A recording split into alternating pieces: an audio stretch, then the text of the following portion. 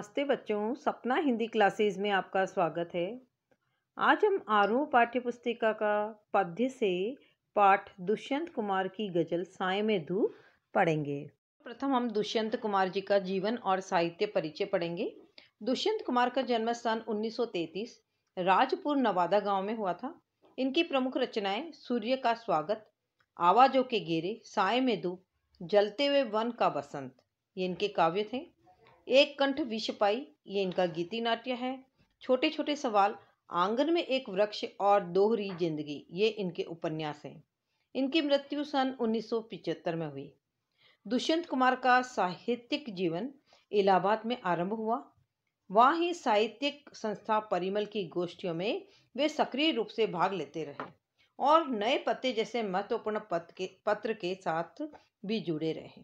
आजीविका के लिए आकाशवाणी और बाद में मध्य प्रदेश के राजभाषा विभाग में काम किया।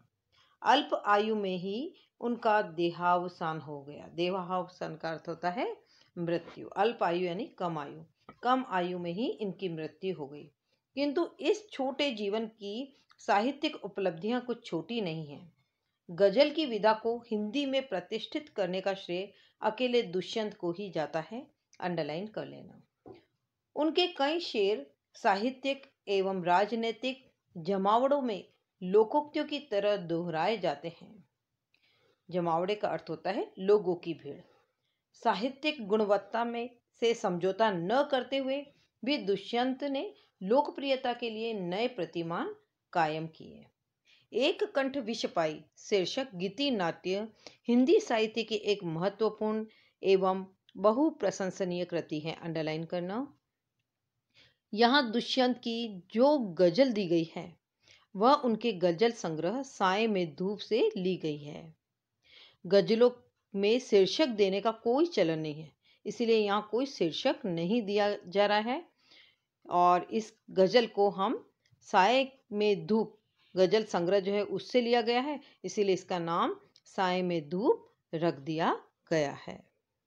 गजल एक ऐसी विधा है जिसमें सभी शेर अपने आप में मुकम्मिल और स्वतंत्र होते हैं। मुकम्मिल का अर्थ होता है संपूर्ण और स्वतंत्र होते हैं।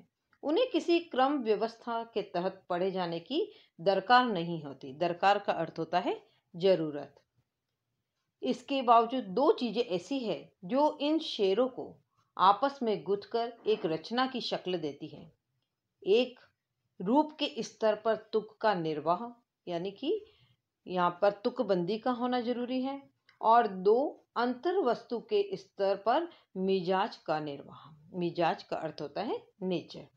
जैसे कि आप देखेंगे यहाँ पहले शेर की दो पंक्तियों का तुक मिलता है और उसके बाद सभी शेरों की दूसरी पंक्ति में उस तुक का निर्वाह होता है। आमतौर पर गजल के शेरों में केंद्रीय भाव का होना जरूरी नहीं है, लेकिन यहाँ पूरी गजल एक खास मनः स्थिति में लिखी गई जान पड़ती है। राजनीति और समाज में जो कुछ चल रहा है उसे खारिज करने, खारिज का अर्थ होता है बहिष्कृत, और विकल्प की तलाश को मान्यता देने का भाव एक तरह से इस गजल का केंद्रीय सूत्र बन गया है। विकल्प का अर्थ होता है उपाय, यानी राजनीति और सामाजिक जो बुराइयां हैं उनका बहिष्कार करना और उसके लिए उपाय की तलाश करना, यही इस गजल का केंद्रीय सूत्र है। यानी कि समस्याओं से कैसे बाहर निकला जाए, उसके लिए क्या उपाय तलाश किया जाए, यह बात जो है दुष्यंत कुमार ने इस गजल में प्रस्तुत की है। इस प्रकार दुष्यंत की एक गजल हिंदी गजल का सुंदर नमूना प्रस्तुत करती है। हम दुष्यंत कुमार की गजल साए में धूप शुरू करेंगे। पहले शेर में उस समय की चर्चा की गई है जब हमारा देश आज़ाद नहीं हुआ था। आज़ादी से पहले लोगों ने अंग्रेजों की इतनी गुलामी सही थी, इतना शोषण सहा था कि उस समय देश के बड़े बड़े नेताओं ने मिलकर यह तय किया था कि जब हमारा देश आज़ाद हो जाएगा तब हम भारतवासियों को किसी तरह की कोई तकलीफ और असुविधा नहीं होने देंगे। दुष्यंत कुमार ने उस समय की राजनीतिक व्यवस्था पर और राजनेताओं पर व्यंग करते हुए कहा है कि कहाँ तो तय था चिरागा हर एक घर के लिए, कहाँ चिराग मयस्सर नहीं शहर के लिए। यहाँ चिरागा शब्द का शाब्दिक अर्थ दीपक से होता है, किंतु यहाँ चिरागा शब्द का प्रतीकार्थक सभी प्रकार की सुख सुविधाओं से लिया है। चिरागा शब्द बहुवचन है और चिराग शब्द एकवचन है। मयस्सर का अर्थ होता है उपलब्ध।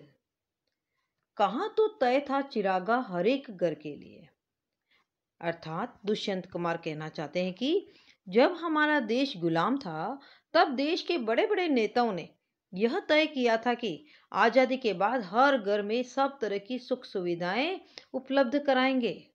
अर्थात सभी घरों में पानी, बिजली, रोजगार, रहने के लिए मकान और खाने के लिए भोजन उपलब्ध कराया जाएगा।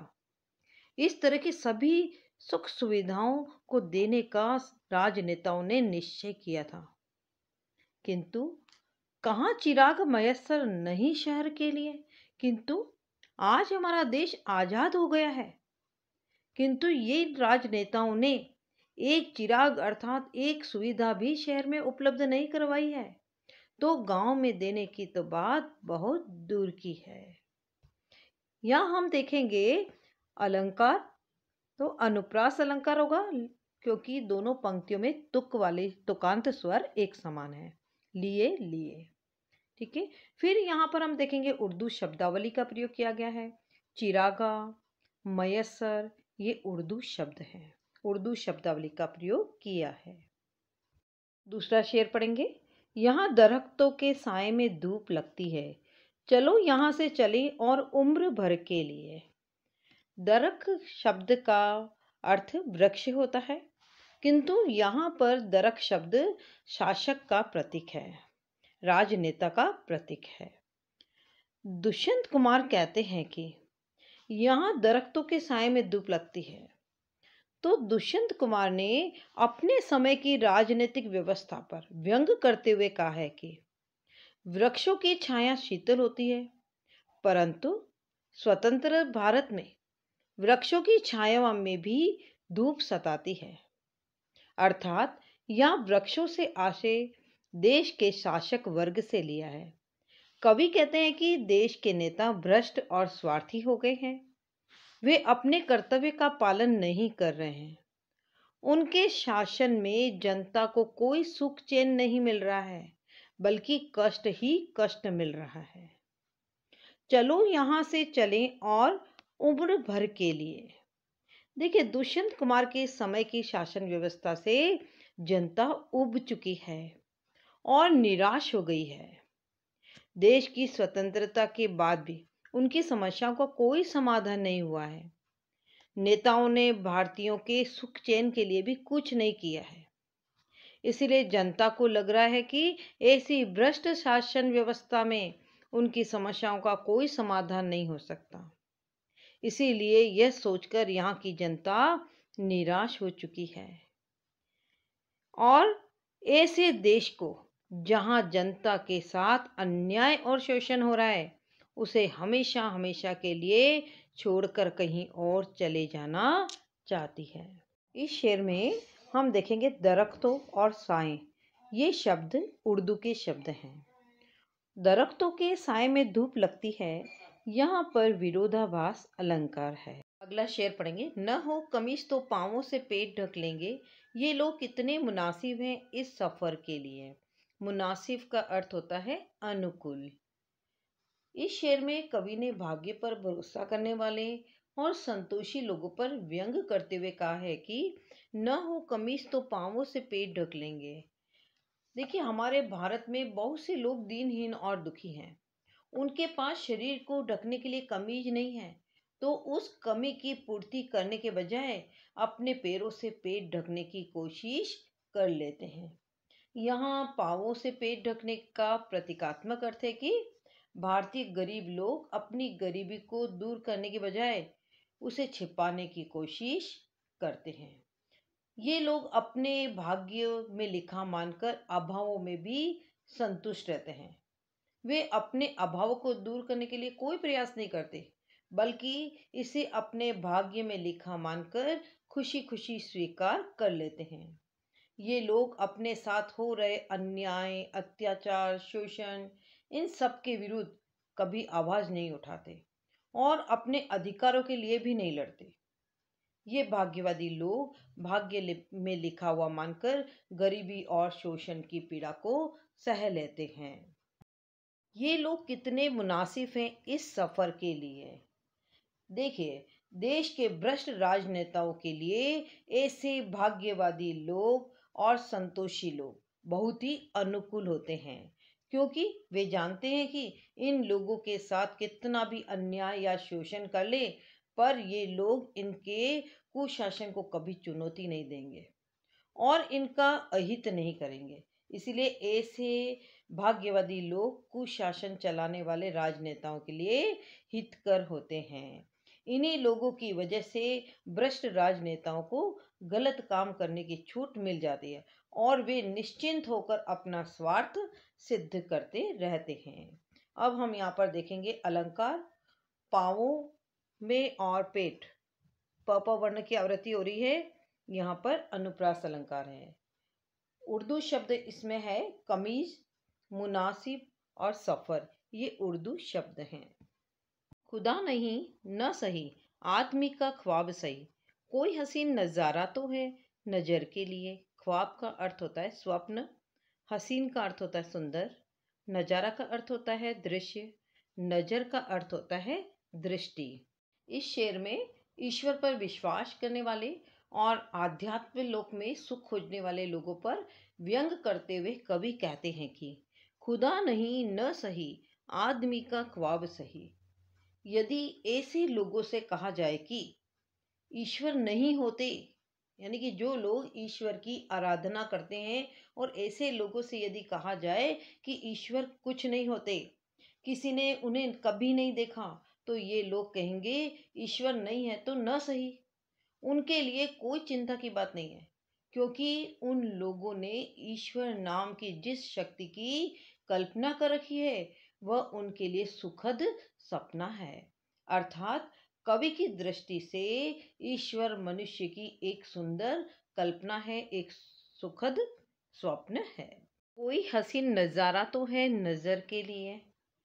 देखिए, कवि कहते हैं कि ऐसे लोगों की दृष्टि में ईश्वर के सुंदर रूप की कल्पना ही सुंदर नज़ारा है और ईश्वर के इसी सुंदर रूप की कल्पना करके उनका जीवन आनंद पूर्वक बीत जाता है। हमारे देश में ऐसे धार्मिक लोगों का भगवान भी सच नहीं है, यह तो उनके सपनों का संसार है। देखिए, यहाँ कवि ने ऐसे लोगों पर व्यंग्य किया है जो अपनी अकर्मण्यता को ईश्वर की इच्छा मानकर अपनी गरीबी और शोषण की पीड़ा को चुपचाप बिना किसी विरोध के सहता रहता है। ऐसे भाग्य पर भरोसा करने वाले लोग भ्रष्ट शासकों के लिए वरदान के समान होते हैं। ऐसे लोगों की वजह से ही देश में अन्याय, अत्याचार, शोषण करने वाले भ्रष्ट लोगों के हौसले बुलंद होते जाते हैं। यहाँ पर हम अलंकार देखेंगे। नज़ारा, नज़र, न वर्ण की आवृत्ति हो रही है, तो यहाँ पर अनुप्रास अलंकार है। ख्वाब, हसीन, नज़ारा, नज़र, ये सभी उर्दू शब्द हैं। खुदा भी उर्दू शब्द है। अगला शेर पढ़ेंगे। वे मुतमईन है कि पत्थर पिघल नहीं सकता, मैं बेकरार हूँ आवाज में असर के लिए। मुतमईन का अर्थ होता है विश्वस्त, बेकरार का अर्थ होता है बेचैन। देखिए, इस शेर में कवि ने देश में अभावों में जीवन यापन करने वाले निष्क्रिय लोगों को जागृत करने का प्रयत्न किया है और कहते हैं कि वे अपने साथ हो रहे अन्याय, अत्याचार, शोषण के विरुद्ध आवाज उठाए। वे मुतमईन है कि पत्थर पिघल नहीं सकते। कवि दुष्यंत कुमार कहते हैं कि समाज का शोषित वर्ग पूरी तरह विश्वस्त है कि सत्ताधारी लोगों के दिल पत्थर के समान होते हैं, उनमें दया, सहानुभूति और संवेदना नहीं होती। वे यह मान बैठे हैं कि शासन व्यवस्था अपने अनुसार ही चला करती है और कुछ लोगों के लिए वह बदलाव नहीं करती। इसीलिए ये लोग भ्रष्ट शासन व्यवस्था के विरुद्ध आवाज नहीं उठाते और अपने साथ हो रहे अन्याय, अत्याचार, शोषण को चुपचाप सहते रहते हैं। मैं बेकरार हूँ आवाज में असर के लिए। देखिए, यहाँ कवि बेचैन है क्योंकि वह चाहता है कि लोग अपने साथ हो रहे अन्याय, अत्याचार, शोषण के विरुद्ध आवाज उठाए, सभी मिलकर एकजुट होकर क्रांति करें। कवि को विश्वास है कि उसकी कविता और लोगों की आवाज यदि संगठित और दृढ़ होगी तो उसमें असर होगा, तो एक दिन शासन व्यवस्था अवश्य बदलेगी। इसी परिवर्तन को देखने के लिए कवि बेकरार हो रहा है। यहाँ पर सत्ताधारी लोगों के दिल को पत्थर के समान बताया है। उपमा अलंकार है। पत्थर पिघल पपवर्ण की आवृत्ति हो रही है। अनुप्रास अलंकार है। मुतमईन, बेकरार, आवाज, ये सभी उर्दू शब्द हैं। शेर पढ़ेंगे। तेरा निजाम है सिलदे जुबान शायर की, यह एहतियात जरूरी है इस बहर के लिए। निजाम का अर्थ होता है शासन, एहतियात का अर्थ होता है सावधानी, बहर का अर्थ होता है छंद। कवि ने इस शेर में बताया है कि शासन व्यवस्था कठोर होती है। जो व्यक्ति इस शासन व्यवस्था को बदलने की बात करते हैं वे उसके दमन से बच नहीं पाते। तेरा निजाम है सिलदे जुबान शायर की। कवि शासकों को कहना चाहता है कि राज्य तुम्हारा है, तुम सर्वशक्तिशाली हो। तुम चाहो तो अन्याय अत्याचार के विरुद्ध लोगों को संघर्ष के लिए प्रेरित करने वाले शायर की जुबान भी सिलवा सकते हो, अर्थात उसकी बोलती बंद कर सकते हो, उसका लेखन कार्य बंद करवा सकते हो। कवि कहना चाहते हैं कि भ्रष्ट और अयोग्य शासक अपने विरुद्ध उठी प्रत्येक आवाज को निर्दयतापूर्वक कुचल देता है। ये एहतियात जरूरी है इस बहर के लिए।